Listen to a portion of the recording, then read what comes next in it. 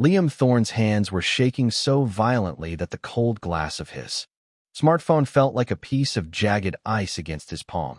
He sat on the evening commuter train, the rhythmic clacking of the tracks beneath him sounding like a countdown to his own professional execution. He had just read the two words on his screen that made his stomach drop through the floor of the train car, plummeting into the dark, wet gravel of the Ohio evening. Delivered. Seen. The message had been intended for his brother, Marcus. It was supposed to be a confession, a rare moment of vulnerability from a man who had spent 3 years building walls out of grief and necessity. It was a text meant to explain why he felt so strange lately, why the air in his office felt different. The text read, "She's stunning. Not just because she's beautiful, though she is. It's because she makes everyone around her feel like they actually matter. Like, the room just functions better when she's in it. I've never worked for anyone like her." But Liam hadn't sent it to Marcus. In his exhaustion, his thumb had slipped over the contact list. The message sat at the top of a thread belonging to Elena Vance, his boss, the creative director of Zenith Design Labs, the most powerful woman in the building, a woman who used a wheelchair due to a spinal injury and who had a legendary reputation for being as sharp as a surgeon's blade and twice as precise. And now, according to the screen, she was typing back the story of how Liam Thorne ended up on that train, paralyzed by a text message, began exactly 31 days earlier. The alarm had gone off at 5:47 a.m., 13 minutes before it was set to ring. Liam didn't need the alarm anymore.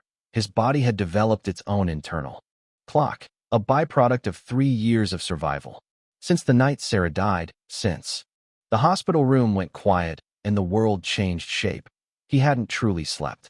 Past 6. Grief does that to a man. It rewires the nervous system, turning rest into a luxury he could no longer afford. He lay flat on his back in the dim light of his bedroom, staring at a small crack in the ceiling for exactly 45 seconds. He counted the beats of his own heart, a habit he'd picked up to stay grounded. Then, he swung his legs over the side of the bed. The trick, he'd learned, was to move before the brain could start thinking. Thinking led to remembering, and remembering, on some mornings, was enough to bring a man to his knees. He padded down the hallway in bare feet, stopping outside Chloe's door. He pressed his palm flat against the wood, listening. The small, steady sound of his 9-year-old daughter's breathing drifted through the cracks. "She's okay," he told himself, a morning mantra. "She's here. You're here. That's enough for right now." Liam Thorne, 36, widower and graphic designer, was carrying the weight of a ghost and the future of a child. He had been at Zenith Design Labs for exactly a month. He knew the number because he kept tally marks in a leather notebook Sarah had given him for Christmas the year before she got sick. This was his 6th notebook since her passing. He ordered the same brand, the same style, because it was a thread he couldn't bring himself to cut. The 31st mark represented 31 mornings of choosing to get up and go back into the world. He needed this job. He didn't need it for his ego or his portfolio. He needed it for the overdue electric bill, for Chloe's dance classes, and for the transmission on his aging sedan that had started making a haunting, metallic, rattling sound. He had entered Zenith with his portfolio in his left hand and his entire future balanced on a wire. He had heard of Elena Vance before he ever saw her. In the insular world of Cleveland design, her name was spoken with a mixture of reverence and caution. On his first day, the lead account manager, a cheerful man named Sam, had given him the unofficial rundown. "Elena runs the show," Sam had said, pouring Liam a lukewarm cup of breakroom coffee. "She's brilliant. Top 5% of people you'll ever meet.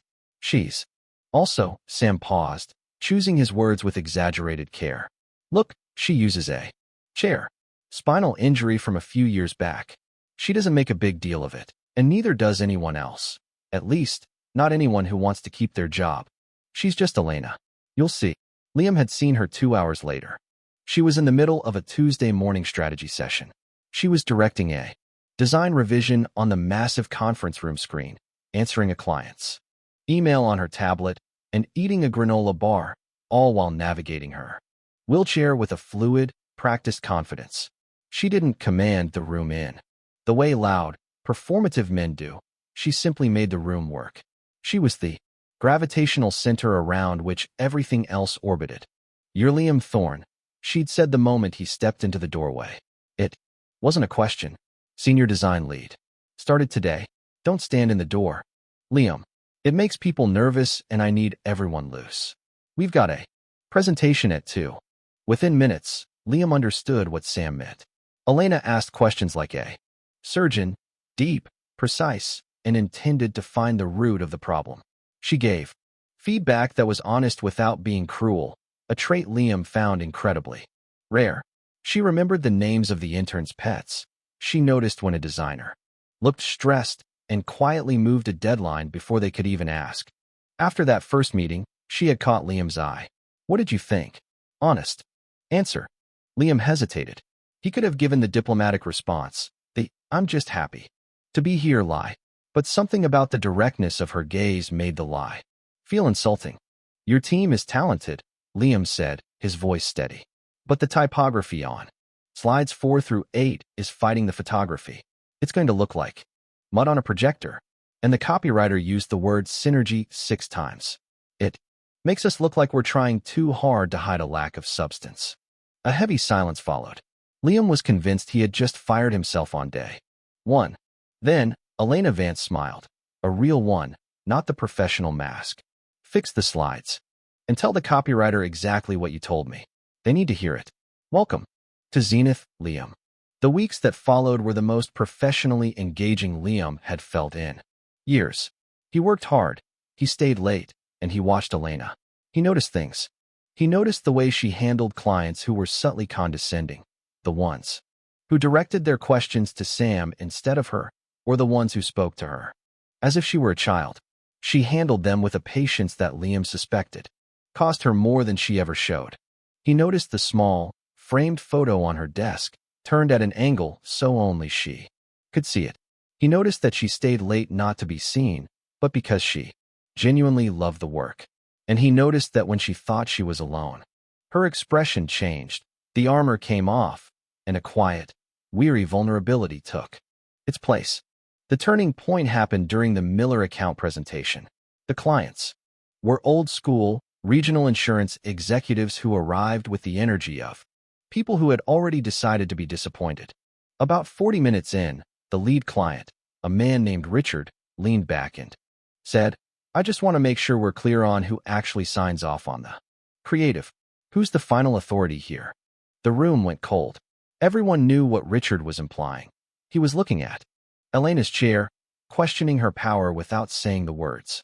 Elena didn't blink. "I do," she said, her voice like iron. "I'm the creative director. Every pixel, every word, and every dollar routes through me. Did you have a concern about the work, Richard, or can we continue?" Richard smiled, that ugly, dismissive smile of a man who's been corrected by someone he's decided not to respect. "Just clarifying," he muttered. After the meeting, Liam found himself in the hallway, still fuming on her behalf. Elena rolled out of the conference room and nearly collided with him. "You look like you want to say something," she said. "That thing Richard did, the clarifying thing. It was garbage," Liam said, unable to help himself. Elena looked at him for a long moment. Something moved across her face, not quite gratitude, but a careful, measured recognition.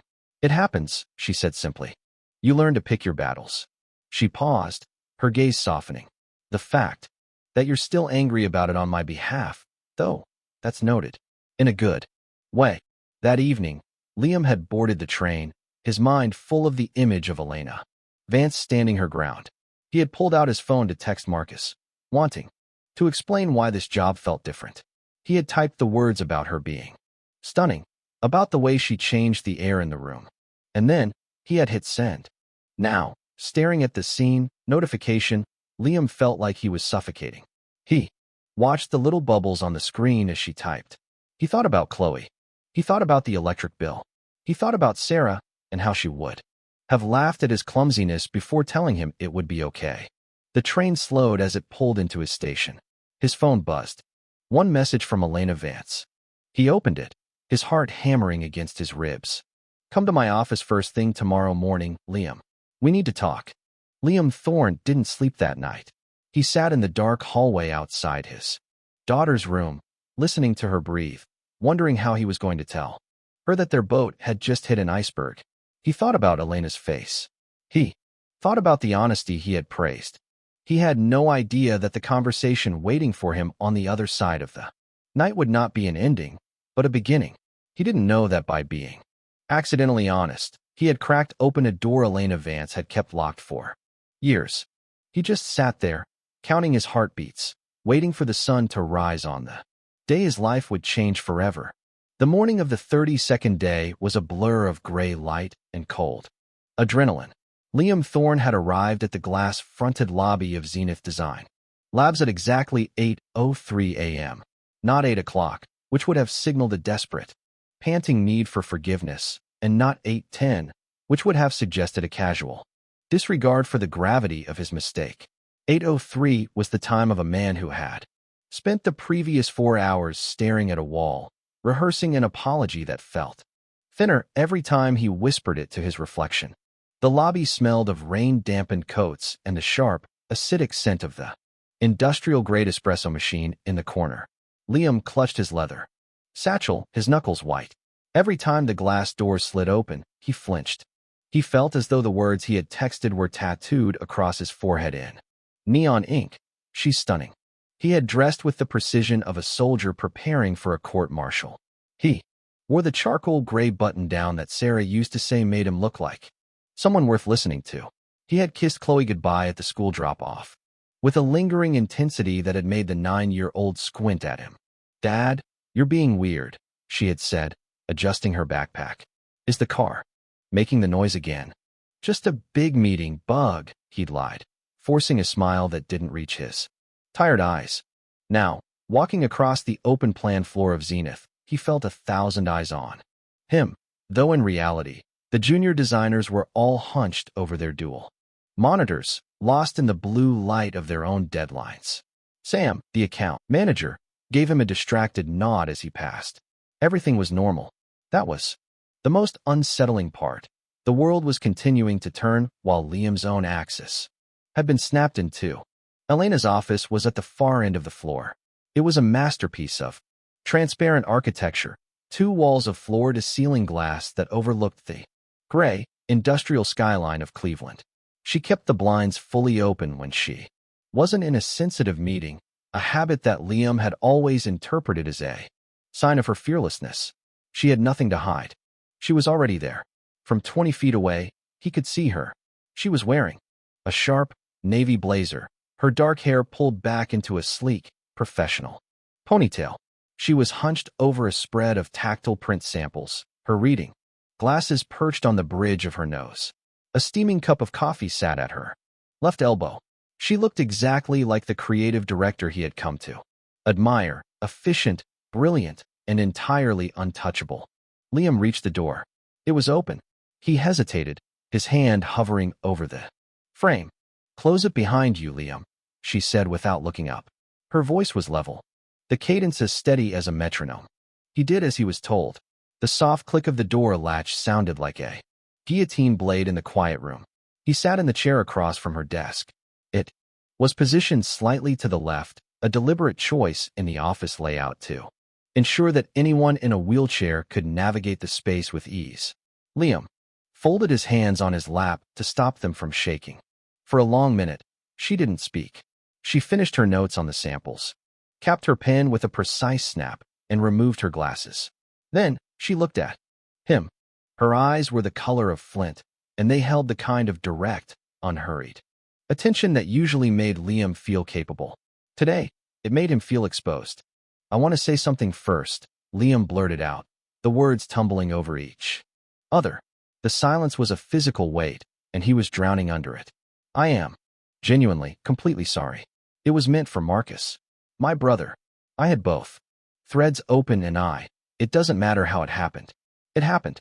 I know it was inappropriate. I know it puts you in an impossible position professionally. If you need my resignation, I have it ready in my head."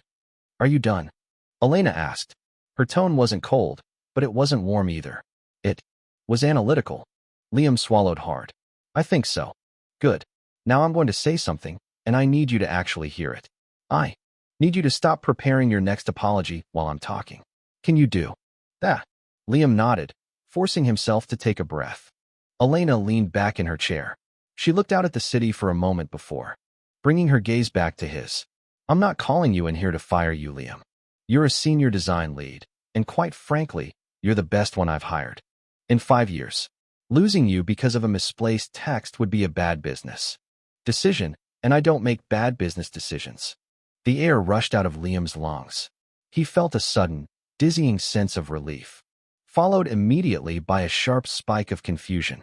However, she continued, her voice dropping an octave, I am calling you in here because that text said something that I haven't been able to stop thinking about since I read it at 6:14 p.m. yesterday, and I think ignoring it would be the wrong decision for both of us.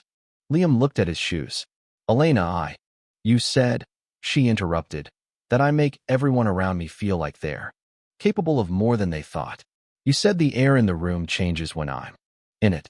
She paused, her expression unreadable. Do you actually believe that? Or is it just something nice that sounded good in a text to your brother? Liam looked up. The fear was still there, but it was being eclipsed by the same stubborn honesty that had almost gotten him fired on his first day. I believe it, he said firmly. Why? Because I've watched you do it, Liam said, leaning forward. I watched you in the Miller meeting. Richard was trying to bury you with condescension, and you didn't even flinch. You didn't perform authority, you were the authority. And because of that, Sam straightened his tie. The intern stopped fidgeting. Even Richard, as much as he hated it, had to follow your lead. You make the system work better just by standing in the center of it. Or sitting. He corrected himself quickly, his face flushing. Elena didn't flinch at the correction. She just watched him. And the other part, the part about me being stunning. Liam felt the heat rise to his hairline. I meant what I wrote there too. Not because I'm looking for a way to cross a professional line, but because it's the truth. You're the most remarkable person I've met in a very long time. A strange silence settled over the room. It wasn't the heavy, suffocating silence of a moment ago. It was something lighter, yet far more profound. Elena turned her coffee cup in a slow, clockwise circle. Can I ask you something personal, Liam? Anything. When was the last time you let yourself be happy about something? Not relieved. Not grateful that a bill was paid. Actually, genuinely happy. The question hit Liam in a place he hadn't guarded. He thought of Chloe's laughter at the breakfast table. He thought of the 3 minutes of peace he felt when a design finally clicked into place. But those were fleeting sparks. Underneath them was the cold, damp ash of Sarah's absence. I don't know, he said honestly. It's been a while. What? Elena looked at him, and for the first time, the creative director mask slipped. There was a weariness in her eyes that mirrored his own. Because, she said quietly, people look at me every day, Liam. I am perhaps the most visible person in this entire building. I roll down the hallway and heads turn. People watch how I move, how I get into my car, how I handle a conference table. I am constantly seen. She paused, her voice trembling just a fraction. But I am almost never viewed. They see the chair. They see the diagnosis. They see the inspirational woman who overcame a tragedy. But they don't see Elena. It's a particular kind of invisible, being looked at so hard that the actual person disappears. Liam felt a chill run down his spine. Visible yet unseen, he whispered. Exactly, she said.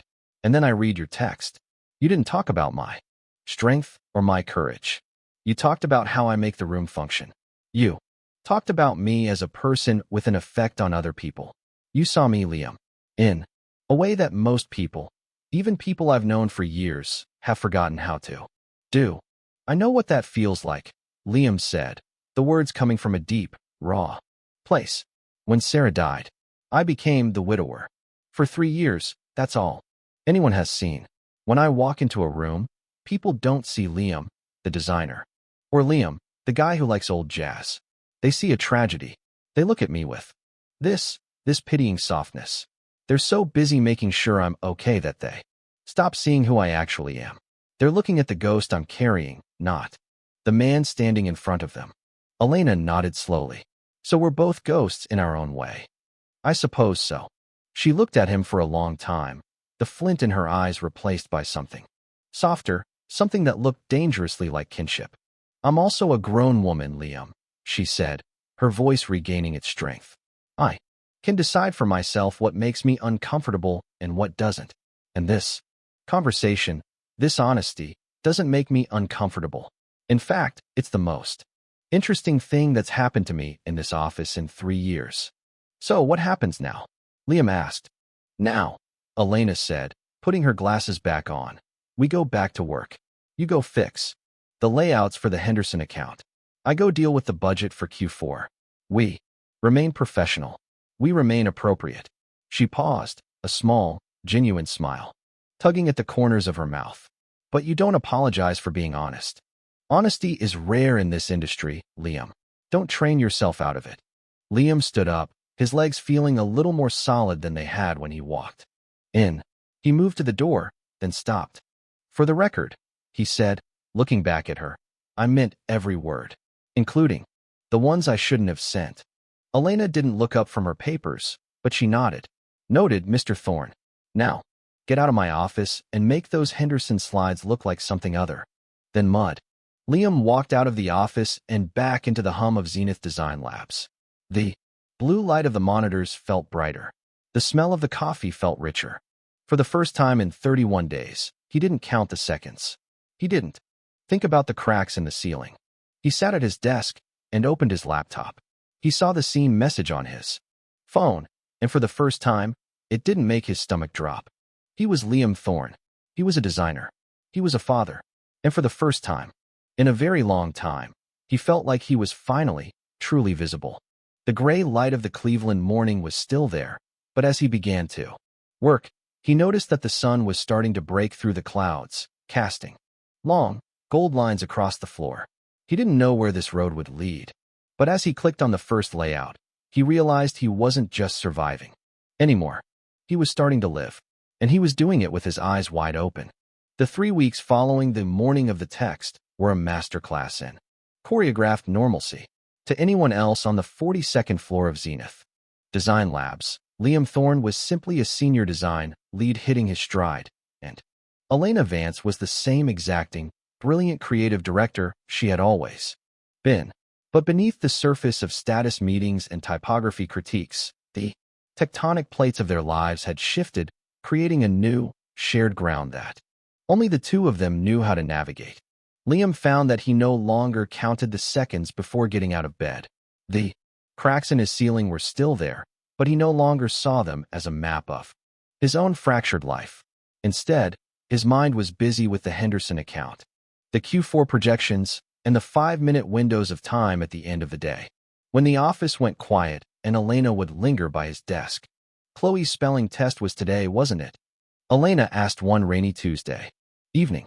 The floor was nearly empty. The only sound was the hum of the HVAC system and the distant sirens of downtown Cleveland. Liam looked up from his monitor, surprised. How did you remember that? I only mentioned it in passing last Wednesday. Elena steered her chair closer, a small, knowing smile on her face. I told you. Liam, I listen. It's a survival mechanism. When you're in this chair, you learn to catch the details everyone else misses because they're too busy looking over your head. Did she pass? 100%, Liam said, feeling a surge of pride. She was terrified of the word necessary. She kept saying it was unnecessary for necessary to be so difficult. Elena laughed, a warm, throaty sound that made the air in the room feel lighter. Tell her the trick is to remember that a shirt has one collar and 2 sleeves. 1 C, 2 S's. Liam grabbed a post-it note and scribbled it down. 1 collar, 2 sleeves. That's brilliant. You're going to be a hero in my house tonight. I'm just happy to contribute to the cause of literacy, she said, but her eyes lingered on his for a beat too long to be purely professional. It was in these moments, short, unscripted, and honest, that the visible yet unseen wall crumbled entirely. The complication arrived in early November in the form of a man named Julian Vane. Julian was the regional director for the parent company in Chicago, and he arrived at Zenith with the polished, aggressive energy of a man who viewed every room as a conquest. He was tall, perfectly tailored, and possessed a smile that felt like a calculated marketing move. But it was the way Julian looked at Elena that made Liam's blood run cold. Liam learned the history from Sam during a hurried lunch in the break room. Julian and Elena were a thing, Sam whispered, glancing around to ensure no one was listening. 3, maybe 4 years ago, before her accident, they were the power couple of the Midwest design scene. Then the injury happened, and, well, Julian isn't the type of guy who handles difficult very well. He moved to Chicago 6 months after she got out of rehab. He says it was a mutual career move. Everyone else knows he just couldn't handle a partner who wasn't perfect anymore. Liam felt a visceral flash of anger. He looked through the break room glass and saw Julian leaning over Elena's desk, his hand resting on the back of her chair, a gesture of intimacy that looked, to Liam's eyes, like an assertion of ownership. Elena looked stiff, her professional mask pulled tight. Julian's visit coincided with the annual Zenith Strategic Retreat, 3 days at a conference center 40 miles outside the city, on the shores of a gray, wintry lake. It was mandatory, it was intense, and this year it felt like a battlefield. On the bus ride to the retreat, Julian sat in the front, holding court with the account directors.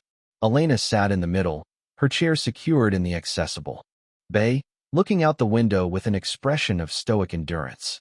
Liam sat 2 rows behind her, watching the back of her head, wishing he could reach out and tell her he knew, that he saw the way Julian was trying to manage her. The first strategy session was held in a glass-walled room overlooking the water. The topic was Zenith 2.0, future-proofing our creative. Julian took the floor, pacing with a wireless clicker. We need to talk about agility, Julian said, his voice booming. Our clients are moving faster than ever. We need a creative leadership that can keep up, physically, mentally, and logistically. We need to be on the ground, in the field, hitting the streets. He glanced at Elena. It was a brief look, but it was pointed. I've noticed some delays in our current pipeline. Perhaps we've become too centralized, too reliant on one person's desk. The room went silent. It was a direct jab at Elena's mobility, phrased in the cowardly language of corporate efficiency. Elena opened her mouth to respond, her jaw set, but Liam found himself speaking before she could. The delays Julian is referring to, Liam said, his voice cutting through the tension, were actually 3 rounds of revisions on the Miller account that resulted in a 20% increase in their Q1 buy.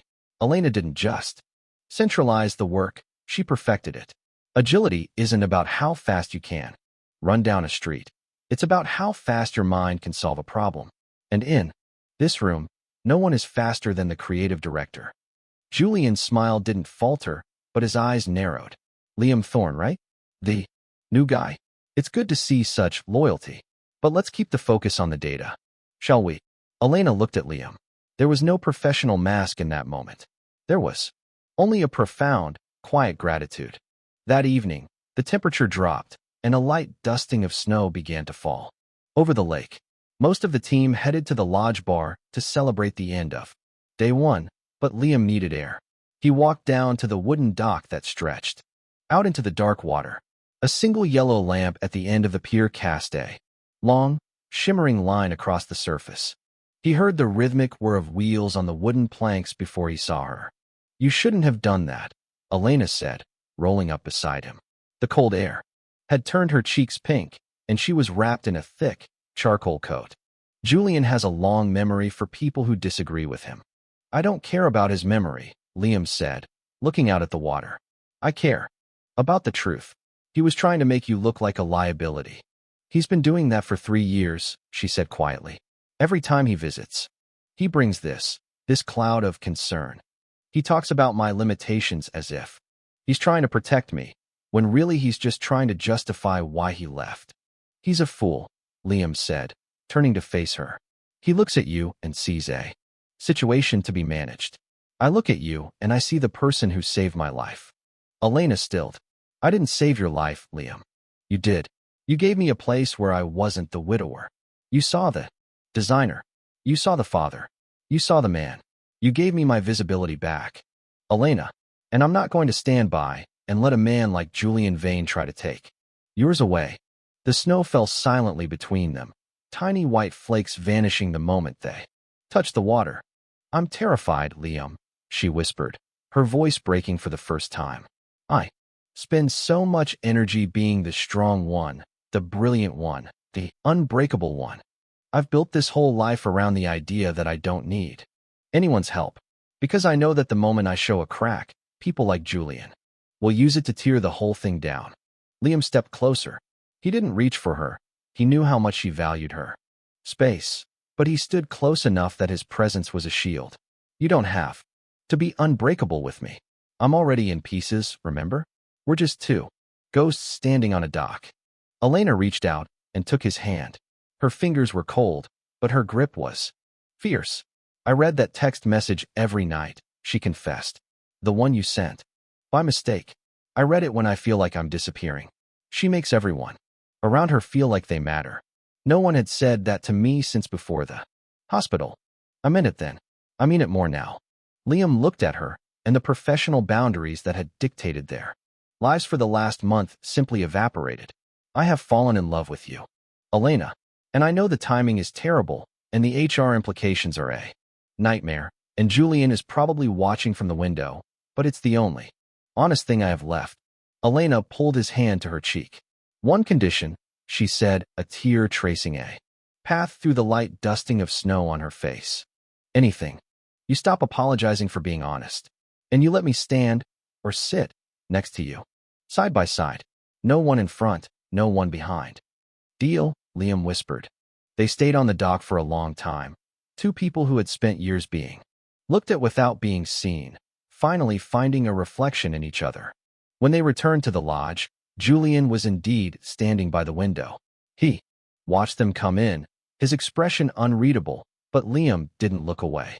He walked beside Elena, his hand resting lightly on her shoulder, not out of a need to guide her, but as a statement of presence. The next morning, they walked into the final strategy session together. Julian tried to regain the floor, tried to push his agility narrative, but the room had shifted. The team had seen them on the dock, or perhaps they simply felt the change in the air. When Elena spoke, her voice had a new resonance, a clarity that came from no longer having to hide her own heart. By the time the bus pulled back into Cleveland, the Zenith Power couple was no longer Julian and Elena. It was something new, something sturdier. A week later, they sat in the HR office together to file their voluntary disclosure. Any concerns? The HR director asked, looking between the senior designer and the creative director. None, Elena said, looking at Liam. We're just being honest, Liam added. As they walked out of the office and back onto the floor, Liam noticed that he wasn't counting the seconds anymore. He wasn't looking at the cracks in the ceiling. He was looking at the woman beside him, and for the first time in 3 years, the future didn't look like a wire he had to balance on. It looked like a path they were carving together, one honest word at a time.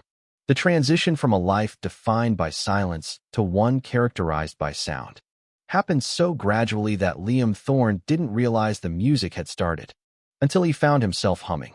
It was a Saturday morning in mid-December, and the air in the kitchen was thick with the scent of blueberry pancakes and the sharp, bright citrus of peeled oranges. You're doing it again, Chloe said, not looking up from her seat at the small wooden table. She was intensely focused on a sketchbook, her tongue poked out in the corner of her mouth, a trait she had inherited directly from Sarah. Liam flipped a pancake. Doing what, bug? Humming, she said, finally looking up. Her dark eyes were observant, carrying that specific, unhurried weight that often made Liam feel like he was being interviewed by a very small, very fair judge. You've been doing it since that work trip. It's kind of annoying. Liam smiled, but his heart gave a nervous thump. Sorry, I'll keep it down. Don't, Chloe said, returning to her drawing. It's better than the quiet. That was the thing about 9-year-olds. They possessed a terrifyingly accurate radar for the emotional climate of a home. For 3 years, the Thorne household, had lived under a weather system of settled gray. They had been functional. They had been loving, but they had been quiet. Now, the static was clearing, and the person responsible for the change was a woman Chloe had only ever heard of. As the boss, Liam knew he couldn't keep the two halves of his life separated by a glass wall. Forever. He and Elena had filed their disclosure at Zenith, and while the office gossip had been a sharp, temporary thorn, they had navigated it with the same transparency that defined their relationship. But Chloe was different. Chloe was the keeper of the memory of before. "Hey, Chloe," Liam said, sliding a stack of pancakes onto a plate. "I was thinking, my friend Elena, the one I work with, I thought maybe she could come over this afternoon for a planning meeting, but also just to meet you." Chloe's pencil stopped mid-stroke. She looked at the plate, then at her father. "The one in the chair?" Liam stilled. "Yeah. How did you know about the chair?"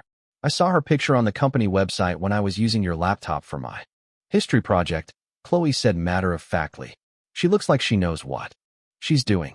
"She does," Liam said, feeling a strange mix of relief and pride. "She really does." "Okay," Chloe said, taking a bite of her pancake. "But tell her we're out of the good syrup. We only have the cheap kind." Elena Vance arrived at 2 p.m. Liam had spent the hour prior obsessively tidying the apartment, only to realize that tidying an apartment that wasn't built for a wheelchair was a futile exercise in logistics. He had moved the ottoman, pushed the kitchen chairs flush against the table, and cleared a path from the door to the living room. When the buzzer rang, Liam's hands shook, the same tremor he'd felt on the train. He opened the door to find Elena in the hallway. She was wearing a soft, cream-colored sweater and a pair of dark jeans, her dark hair falling loose around her shoulders. She looked less like a creative director and more like Elena. "I'm early," she said, her flint gray eyes scanning his face. "You look like you're expecting a raid." "Just a 9-year-old with very high standards," Liam said, stepping back. "Come in." The apartment was small, and as Elena rolled inside, the space felt different, fuller. She navigated the narrow hallway with a practiced, elegant ease that made Liam's frantic furniture moving feel entirely unnecessary. "Hi." A voice piped up from the sofa. Chloe was sitting cross-legged, holding her sketchbook like a shield. She was wearing her favorite green dress, the one with the pockets, and her hair was in 2 slightly lopsided braids. Elena stopped her chair a respectful distance away. "Hi. You must be Chloe." "I'm Elena." "I know," Chloe said. "Dad talks about you." Elena tilted her head, a small, amused smile playing on her lips. "Does he? Good. Things, I hope." "He says you're the smartest person at Zenith," Chloe said, her gaze dropping to Elena's wheelchair. "He says you make everyone better." Liam felt his face heat up. "Chloe, maybe we should." "It's okay, Liam," Elena said softly. She looked back at Chloe. "Your dad is a very talented designer. He's helped me a lot, too. And I like your dress. It has pockets." "Pockets are mandatory," Chloe said, finally uncurling. She hopped off the sofa and walked over to Elena. She didn't look at the chair with pity or confusion. She looked at it with the intense, analytical curiosity of a child who liked to know how things worked. "Is it electric? Does it go fast?" "It's manual," Elena explained, showing her the hand rims. "But I have a very strong set of shoulders. And yes, if the floor is smooth enough, I can outrun your dad easily." Chloe giggled. "That's not hard. He's very slow when he's tired." For the next 2 hours, Liam watched something extraordinary happen. He had spent months worrying about how to integrate Elena into his domestic world, fearing that the presence of a new person would feel like an intrusion on the sacred, painful space Sarah had left behind. But Elena didn't try to fill Sarah's space. She simply occupied her own. They sat at the coffee table, and Chloe produced a series of drawings. There were the usual horses and castles, but then she pulled out a large sheet of construction paper. "This is Gerald," Chloe announced. It was a drawing of a horse, but it had a rocket pack on its back and was wearing a pair of sunglasses. "Gerald is a visionary," Elena said, examining the drawing with the same gravity she gave to a $1 million brand deck. The choice of neon yellow for the sunglasses creates a high contrast focal point, and the rocket pack suggests he's not satisfied with traditional equestrian boundaries. Chloe's eyes widened. Exactly. He wants to go to Mars, but he needs a special helmet for his ears. A structural challenge, Elena agreed. We should sketch some prototypes. Liam stood in the kitchen doorway, holding 3 cups of tea, and felt a lump form in his throat. He watched Elena treat his daughter not as a child to be entertained, but as a person with ideas worth exploring. He saw the way Chloe leaned into Elena's space, pointing at the sketch. Her initial hesitation completely vanished. Later, after the planning meeting, which had consisted mostly of Gerald's Mars expedition, Elena prepared to leave. "Thank you for the tea, Liam," she said as he walked her to the door. "And for letting me meet the Mars specialist." "Thank you for coming," Liam said, his voice low. I was worried." "I know," Elena said, reaching out to squeeze his hand. "But she's wonderful, Liam. She has your heart and her own fire. You're doing a great job." She rolled out into the hallway, and as the door closed, Liam felt a profound sense of peace. He turned back to find Chloe standing in the middle of the living room, her sketchbook tucked under her arm. "Dad." "Yeah, Bug." "She's nice," Chloe said. "She actually listens. Not the way teachers listen, where they're just waiting for you to stop talking. She really listens." "I know," Liam said. "That's one of my favorite things about her." "And Dad." Chloe walked over to him and looked up, her expression suddenly very serious. "You smile more when she's around." Liam knelt so he was at eye level with her. "Do I?" "Yeah, a lot more." Chloe shifted her weight, her fingers tracing the edge of her sketchbook. "It's the same kind of smile as in the pictures. From before. From when Mom was here." The silence that followed was heavy, but it wasn't the cold, empty silence of the last 3 years. It was a silence full of recognition. Liam reached out and pulled Chloe into a hug, burying his face in her strawberry-scented hair. "I thought you'd be mad," Liam whispered. "I thought it would feel like we were forgetting." Chloe pulled back, her small hands framing his face. Her wisdom was sudden and sharp, the kind of insight that children only gain when they've had to grow up in the shadow of a great loss. "Mom would want us to be happy, Dad. She'd be mad if we stayed quiet forever. That would be boring." She kissed his cheek. "And Sophia, Elena, needs us, too. I think she's been quiet for a long time, too." Liam watched his daughter walk down the hall to her room, her lopsided braids swinging. He sat on the sofa, in the spot where Elena had just been, and looked at the drawing of Gerald the Mars-bound horse. He realized then that he had been so busy trying to protect Chloe from the future that he had underestimated her ability to lead him into it. She wasn't just accepting Elena. She was giving him permission to be visible again. He pulled out his phone and texted Elena. "Chloe says Gerald's sunglasses are non-negotiable. Also, she says you have a good listener face. I think you've been officially recruited into the Thorn Mars expedition." The reply came a minute later. "It's an honor. Tell her I'll start working on the ear helmet prototypes tonight. And Liam, thank you for letting me in. I've forgotten what it feels like to be part of a mission." Liam set the phone down and looked up at the ceiling. The cracks were still there, but tonight, they didn't look like fractures. They looked like a map of all the places they were finally going to go. He wasn't counting the seconds anymore. He was just breathing, side by side, visible, seen, and finally home. January came to Cleveland not with the gray, grinding sludge of previous years, but with a hard, brilliant cold that turned the city into a landscape of glass and light. For Liam Thorne, the change in the weather felt synonymous with the change in his own internal geography, the numbness that had been his constant companion for 3 years, the insulating layer of grief that had made the world feel like it was happening behind a thick pane of frosted glass, had finally shattered. He noticed it in the small things. He noticed the way the steam curled off his coffee in the morning. He noticed the specific, vibrant blue of the winter sky at dusk. And, as Chloe had pointed out, he noticed that he was humming. "It's definitely annoying," Chloe said one Tuesday morning, stuffing her math folder into her backpack. "But Jasmine says her dad only hums when he's winning at fantasy football, so I guess it's better than you being grumpy." Liam laughed, reaching over to ruffle her hair, a gesture she now accepted with only a minor, performative roll of her eyes. I'm not winning at football, bug. I'm just happy. I know, Chloe said, pausing at the door. She looked at him with that startlingly mature gaze. Sophia, Elena, is coming over Sunday, right? She promised to show me how to use the professional markers she brought. She'll be here, Liam promised. And it's okay if you call her Sophia.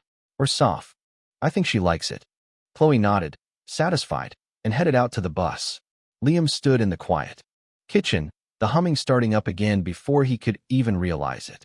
For the first time since Sarah's funeral, he didn't feel like a man walking a tightrope. He felt like a man walking on solid ground.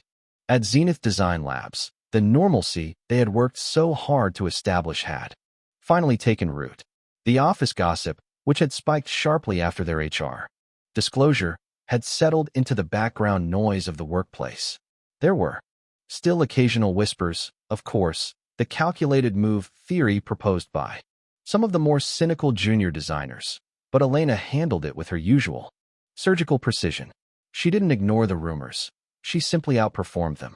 However, the professional piece was challenged in February by a client named Sandra Park. Sandra was the VP of Communications for Harrington Media, one of Zenith's top-tier accounts. She was a woman who prided herself on risk management, and she viewed Elena's relationship with Liam not as a human story, but as a structural liability. Liam found out about the tension on a Thursday afternoon when he walked past the CEO's office. Robert Gaines, the founder of Zenith, was a man of immense principle who had always treated Elena with the respect she earned. But through the cracked door, Liam heard Sandra's sharp, nasal tone. Perceived conflict of interest, Robert. We need to ensure that the creative direction isn't being influenced by personal domesticities. Perhaps a restructuring of the leadership on the Harrington account is in order. For Elena's own protection, of course. We wouldn't want her to feel vulnerable. Liam stopped in the hallway, his fingers curling into fists. The word vulnerable hit him like a physical blow. It was the same word Julian Vane had used, the same coded language designed to strip a powerful woman of her agency under the guise of concern. An hour later, Elena called him into her office. She looked tired. The professional armor was intact, but there was a tightness around her eyes that Liam had learned to read. Gaines told me about the Harrington meeting, she said, her voice flat. Sandra, Park wants me to step back from the account. She thinks our relationship makes me compromised. Liam sat down, his heart racing. And what did Gaines say? He's a businessman, Liam.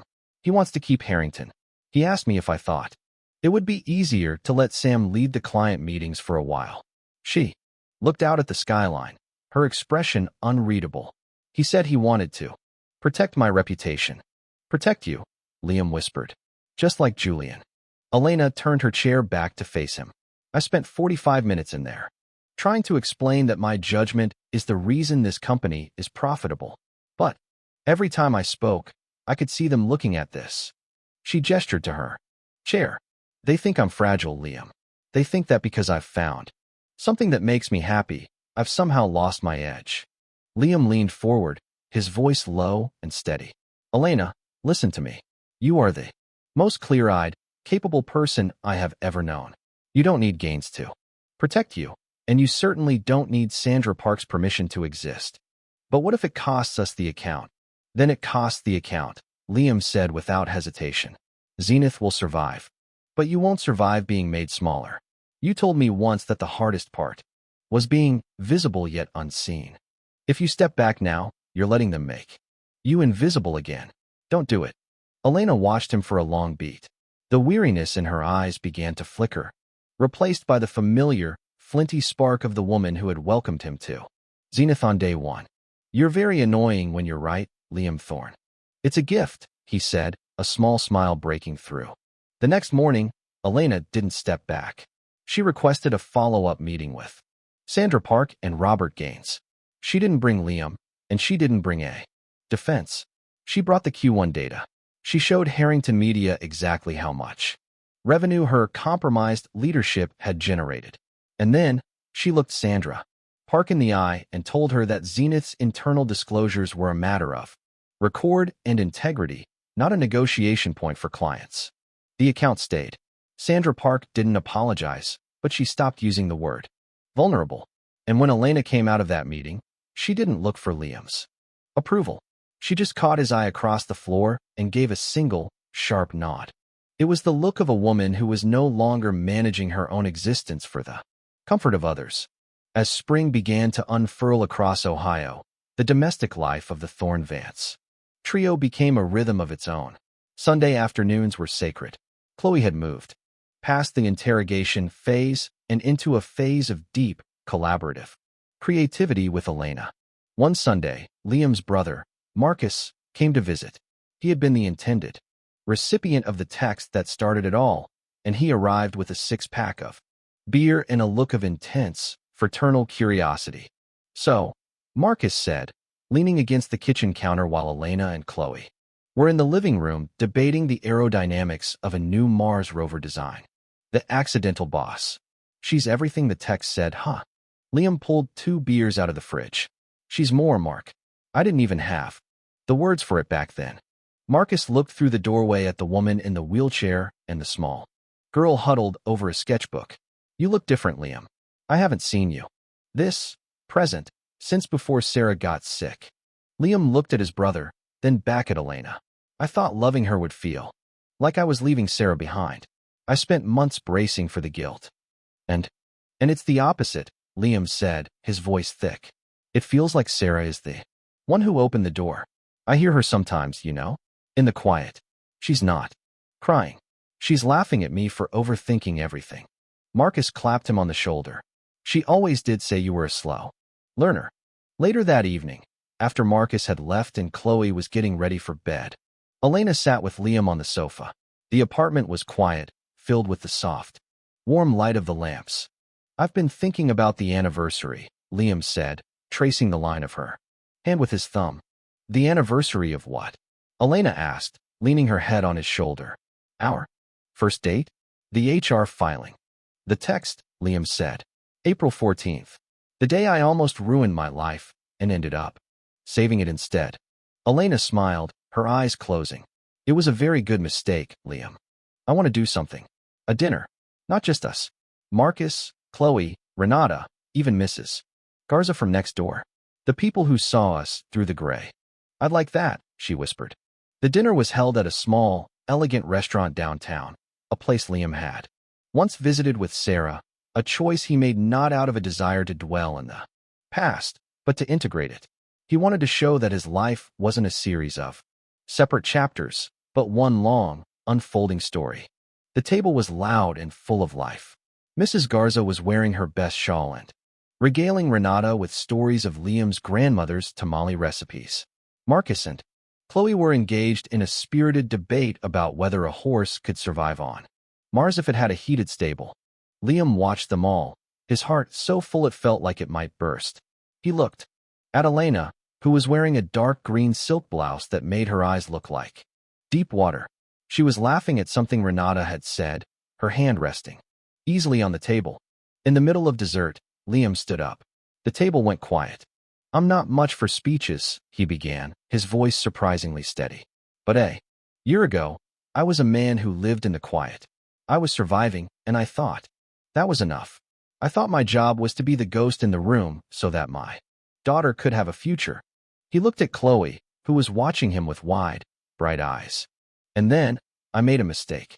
I sent a text message I shouldn't have. I was terrified. I thought I'd lost everything. He turned to Elena. But what I actually did was find the person who could see me. Not the tragedy, not the widower, but me. He reached into his pocket and pulled out a small, velvet box. The room was so still he could hear the distant clink of silverware from the kitchen. He opened the box to reveal a silver necklace. It had 3 interconnected circles, delicate and bright. Past, present, and future, Liam said, his voice dropping an octave. That's what these circles mean to me. I don't want to forget where we came from, but I am so incredibly grateful for where we are.